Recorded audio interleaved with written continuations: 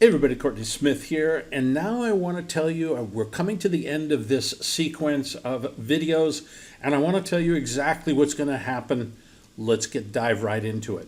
There's several scenarios that could play out this year and into next year for the stock market, and we need to be prepared for all of them. So what we're going to do is we're going to create some scenarios and then figure out our action plan based on those scenarios so that we don't have to make any decisions under pressure.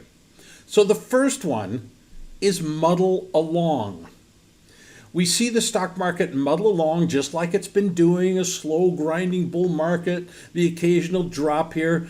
Congress raises the debt ceiling, no shutdown, the budget gets pared down a bit but gets passed. So fiscal policy stays expansionary.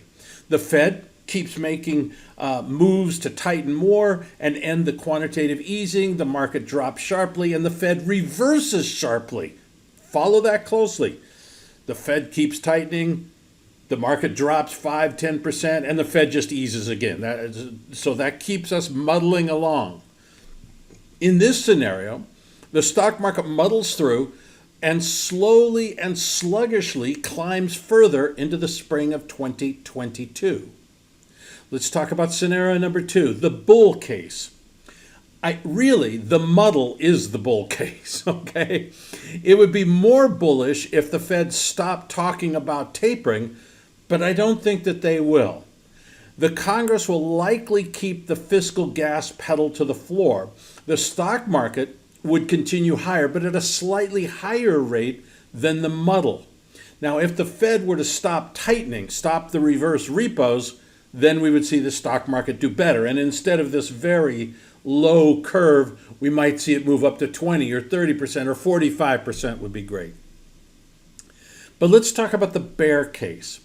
Congress doesn't pass the debt ceiling increase and then falls into chaos. That becomes the front page news. The government's going to shut down. Threats and actions about shutting down the government are front page news. Both sides blame the other. It drags on for months, pushing the economy over the fiscal cliff that we talked about before. At the same time, the Fed keeps tightening slightly, which means that the pressure from the Fed is bearish. The stock market crumbles under the double whammy and drops at least 20%, which is the definition of a bear market. Now, which of these three scenarios is more likely? Well, right now, I think somewhere between muddle and bear. We need to watch every little move from the government and the Fed like a hawk. Right now, we're teetering. In particular, the fiscal situation is really up in the air. It's almost exactly 50-50 as to what's going to happen. Literally in the Senate, it's 50-50. So, and the Fed, they're pushing out $120 billion a month on one hand and taking back $1 trillion on the other over a short period of time. Net, I call it tightening. So if there's a slight shake in the stock market, you're going to see the Fed stop the reverse repos right away because they'll support the stock market. We've been doing that now since Alan Greenspan. The problem is that there are background forces that are slowly moving in a bearish direction too. I'll talk about those in another video. I think most of these forces will hit harder next year, not this year. So we've put together a course on how to make money in a bear market. It's an important course. You should take it. You don't want to wait until the crisis hits before you do something about it. You need to protect your family, your job, your house. Don't delay. I put some information in the description below. But you know what to do.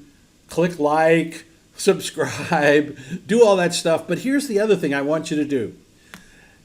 Put down in the comments if you think there's going to be a bear market this year or next year or 2023. Tell me what you think is going to happen in the stock market for the rest of this year and into early next year. Okay?